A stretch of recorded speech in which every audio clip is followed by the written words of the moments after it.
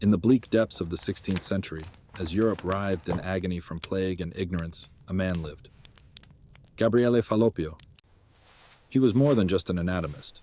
He was a surgeon, a philosopher, an explorer whose name is almost forgotten today. Yet it was he who achieved the unthinkable. He challenged one of the most terrifying pandemics in human history, syphilis, a disease that scorched cities, disfigured nobility and peasants alike, leaving behind only suffering and death. Falloppio didn't merely study the disease, he dissected its very essence. And he created something that would forever change the course of the epidemic. A simple yet ingenious invention, a delicate linen device impregnated with a special solution, the prototype of the modern condom. This was an act of both desperation and profound insight. He became not just a physician who found a new remedy, but a savior. His method of protection proved so effective that it helped contain the spread of syphilis, saving millions of lives. Thanks to him, Europe gained a chance to survive, a future. But this story isn't about a sudden revelation or a fleeting flash of genius. Great discoveries are rarely born in the quiet of laboratory walls. They are forged in the flames of despair, in the chaos of epidemics, out of acute necessity, and from relentless pain. Gabriele Falloppio's story is a vivid testament to this. It illustrates how true progress breaks through the darkness, how the human mind finds a way out where, seemingly, there is none. It's a story of how order is born from chaos and salvation from fear. What was this world that needed saving?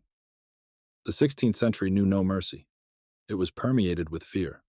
Plague, famine, and endless wars devastated cities. But the most insidious enemy remained disease. Medicine of that era was not a science but rather a ritual. Physicians didn't seek the causes of ailments. They merely attempted to interpret ancient texts. Galen and Avicenna, whose works were written 1,000 years prior, dictated every decision. Dissections were rare, often forbidden by the church. The human body remained a mystery, hidden beneath a veil of ignorance and superstition. Diagnoses were made by the stars, and treatment consisted of bloodletting, emetics, and prayers. Wounds were cauterized with red-hot iron or, even worse, boiling oil. Doctors believed this cleansed the flesh. A fresh, festering, and infected wound was considered a sign of healing. This so-called laudable pus was a welcome sight. Its appearance supposedly meant the body was expelling the disease. In reality, it was a sure path to sepsis and inevitable death. People died not only from the disease itself, but also from the very methods intended to stop it. In this world, where pain was a constant companion and death a familiar guest, human life held little value. Knowledge was not prized. Dogmas were.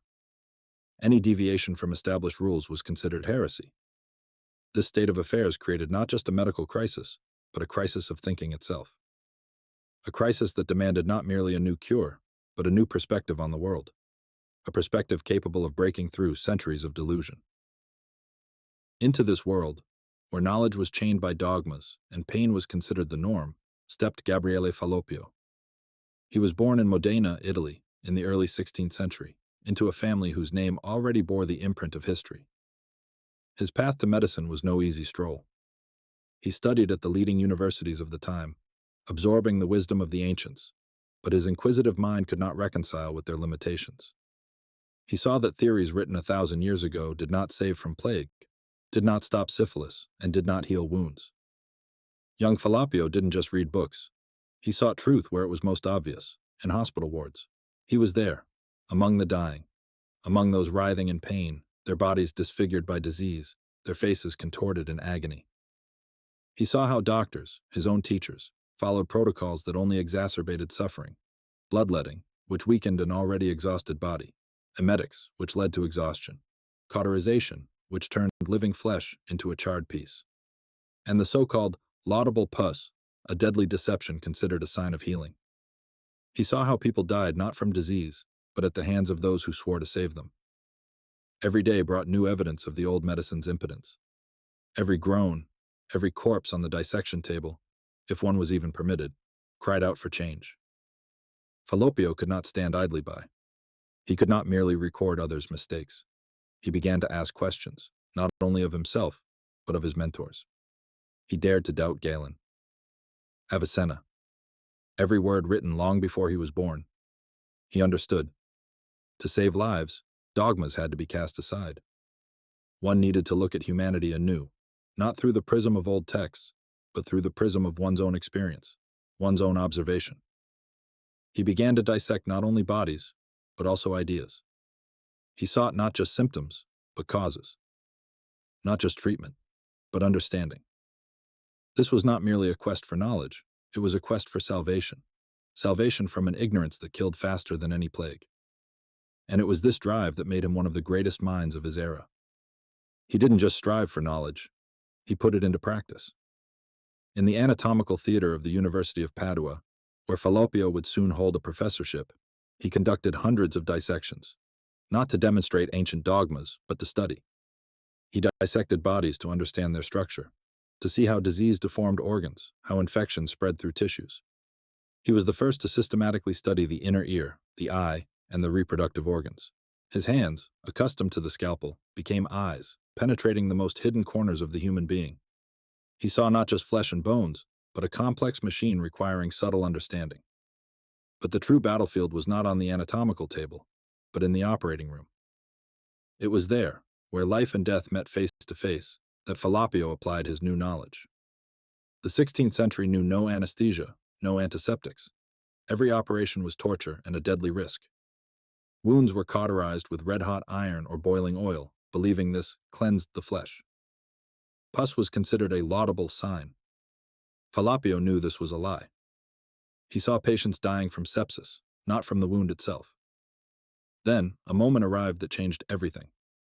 In one of the hospitals, during a most difficult operation, as a man lay before him, his life hanging by a thread and a gaping wound demanded immediate intervention, the unforeseen happened. The supplies of boiling oil, the primary tool for stopping bleeding and, as was believed, cleansing the flesh, ran out. His assistants frantically searched for remnants, but there were none. The situation seemed hopeless.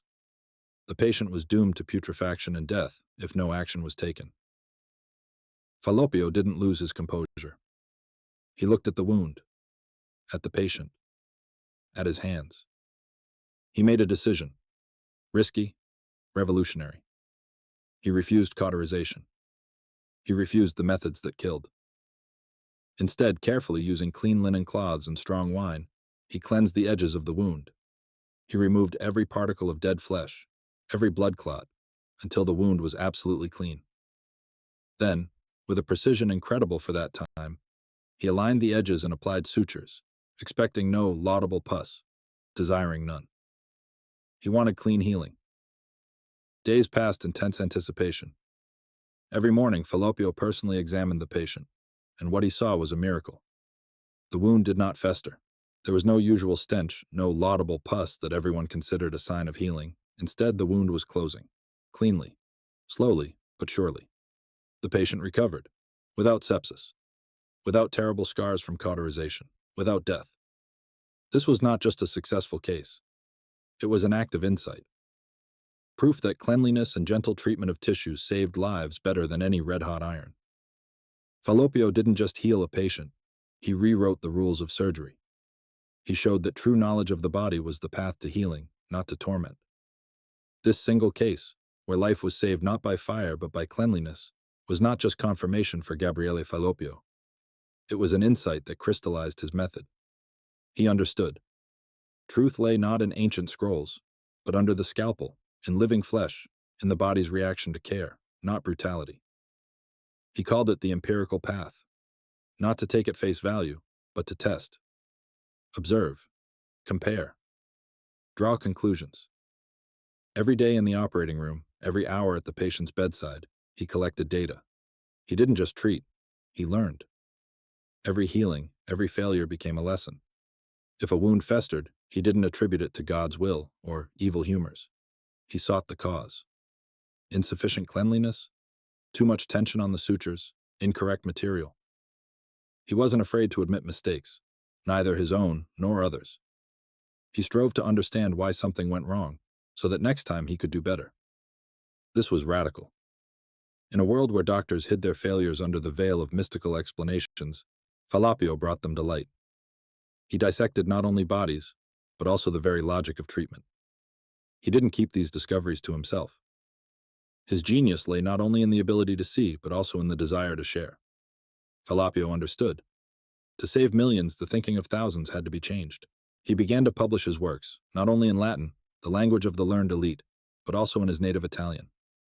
This was a challenge to establish traditions that demanded knowledge remain the privilege of the chosen, hidden behind the barrier of a dead language. But Falloppio wanted his discoveries to reach every practicing physician, every surgeon, every apothecary who could save a life. His texts were clear, concrete, devoid of scholastic verbosity. He described not hypotheses, but what he saw with his own eyes, what he proved with his own hands. He also understood that new surgery required new instruments. The old ones were crude, inconvenient, designed to inflict pain, not to heal. Falloppio didn't just use a scalpel. He perfected its shape, its sharpness, its balance. He developed finer needles for sutures, more convenient clamps, instruments that allowed for precision previously unattainable. These were not just metallic devices. They were extensions of his own thinking, his pursuit of maximum delicacy and effectiveness. He literally reforged instruments of war into instruments of salvation. It was this approach, the empirical search for truth, uncompromising honesty regarding errors, open dissemination of knowledge, and the creation of new tools, that made Gabriele Falloppio more than just a brilliant anatomist. He became the architect of new medicine. He showed that progress is born not from blind worship of authorities, but from the audacity to doubt, from the readiness to learn from one's own experience, and from an unceasing pursuit of perfection. He didn't just heal bodies, he healed the very thinking of his era, offering a path from superstition to science, from pain to hope. But not everyone was ready to accept these changes. His triumphs in the operating room, his publications, his calls for cleanliness and observation, all went against a world accustomed to a different order. The medical establishment, which for decades had relied on the works of Galen and Avicenna, could not tolerate such a challenge. They saw Falloppio not as a prophet, but as a heretic. His empirical methods shattered the foundation of their own authority, built on thousand-year-old dogmas. He rejects the ancients. He despises the wisdom of ages, they whispered in the university corridors. This upstart undermines the foundations of our profession. He says pus is evil? But Galen taught that it's a natural way to cleanse the body. It's laudable pus, a sign of healing. They accused him of ignorance, pride, and dangerous experiments. Old professors, whose chairs rested on recopying and interpreting ancient texts, could not allow an anatomist, dissecting bodies, to dare to dispute their doctrine. They didn't just whisper, they acted. Doctors loyal to the old methods refused to acknowledge his successes. They spread rumors about his failures, trying to discredit his name. In some cities where conservative influence was particularly strong, they tried to bar his access to anatomical theaters. They threatened him with a ban on teaching, and his works were called dangerous and misleading. The church, accustomed to controlling all spheres of life, including medicine, viewed with suspicion anyone who dared to question established truths. The dissections Falloppio performed by the hundreds were still on the verge of what was permitted, and his desire to understand the human body from within was perceived as an intrusion into divine creation. This was not just an academic confrontation, it was a battle for minds, a battle for the future of medicine. On one side were centuries-old traditions, fear of change, and the comfort of familiar delusions. On the other, one man, armed with a scalpel, a sharp mind, and undeniable results. His opponents could not understand. How could one abandon bloodletting if it was a way to expel bad humors? How could one not cauterize wounds if red-hot iron burned out the disease? Their world was logical, but this logic killed.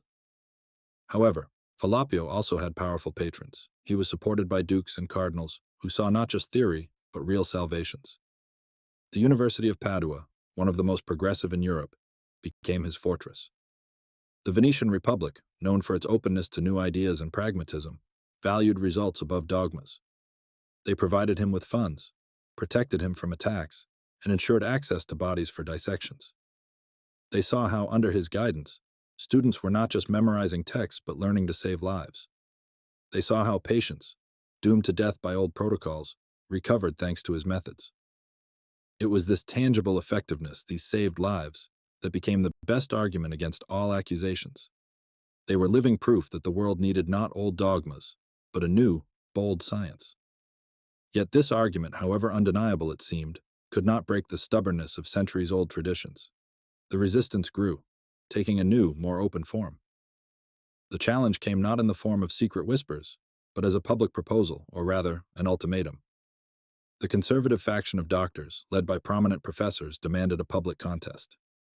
Two operations. Two patients with identical, seemingly hopeless wounds, one under Falloppio's scalpel, the other under the guidance of an old, distinguished surgeon who never deviated from Galen's precepts. The setting. The anatomical theater of Padua. Not just a lecture hall, but an arena where fates were decided. Hundreds gathered. Students, professors, city authorities, church representatives, even the ducal court. The air was electrified. Many came not so much out of curiosity, but in anticipation of Falloppio's failure. They wanted to see this upstart stumble, to see how his dirty methods, devoid of noble pus, would lead to death. First, the old professor operated. His hands, accustomed to crude instruments, moved slowly but surely, following centuries-old canons. The patient's wound was thoroughly cauterized with red-hot iron. The smell of burned flesh filled the amphitheater. Then, as tradition demanded, the wound was liberally smeared with ointments designed to induce pus. The patient's face was contorted in a grimace of pain. His moans echoed under the arches. Then it was Falloppio's turn. He didn't rush. His instruments, thin and sharp, seemed like toys compared to his opponent's crude tools. He didn't cauterize. He didn't use boiling oil. Instead, under the watchful eyes of hundreds, he methodically, with almost sacred reverence, cleaned the wound. He used clean linen cloths, soaked in strong wine, the antiseptic of his time. Every movement was precise. He removed necrotic tissues, stopped bleeding not with fire, but with pressure and precise dressings. Then, with incredible delicacy, he aligned the edges of the wound and applied thin, neat sutures. Not a single moan escaped the patient's lips, only a deep, relieved sigh. The days of waiting turned into an eternity. Every day, Falloppio and his opponent presented reports on their patient's conditions. The old professor's patient, as expected, developed abundant, foul-smelling pus. The patient tossed in fever, his body weakening. The professor proudly demonstrated the cleansing, but it was obvious that this was the path to death. Falloppio's patient had no pus. His wound remained clean. It closed slowly, but surely. Without fever, without stench, without pain. Every day his condition improved. After 2 weeks, Falloppio's patient could already sit up. After a month, he stood. And after a month and a half, he left the hospital, on his own, though with a scar, but alive. The old professor's patient died on the 5th day, from sepsis, from that very laudable pus that killed him. The silence in the anatomical theater after the results were announced was deafening. This was not just the failure of one doctor. It was the collapse of a 1,000-year-old dogma. The collapse of belief in laudable pus. The collapse of an entire system built on ignorance and rituals. Falloppio said not a word. He didn't need to. His patient, alive and relatively healthy, was the most eloquent proof. From that day, whispers of envy gave way to murmurs of admiration. His opponents, once formidable, were defeated, not in a verbal battle, but in a battle for life. The University of Padua became the center of new medicine. Students from all over Europe flocked to Falloppio to learn not from ancient books, but from living experience. His name became synonymous with progress, his methods a standard. He was no longer an upstart. He became a master, an undeniable authority.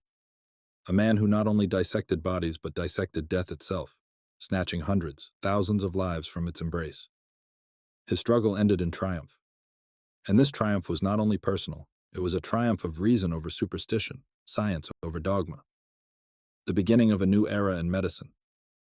The surgical triumph in Padua spread far beyond its walls. News of Falloppio's victory spread like wildfire across the fragmented kingdoms of Europe. These were not just stories of miraculous healing, but clear, reproducible instructions.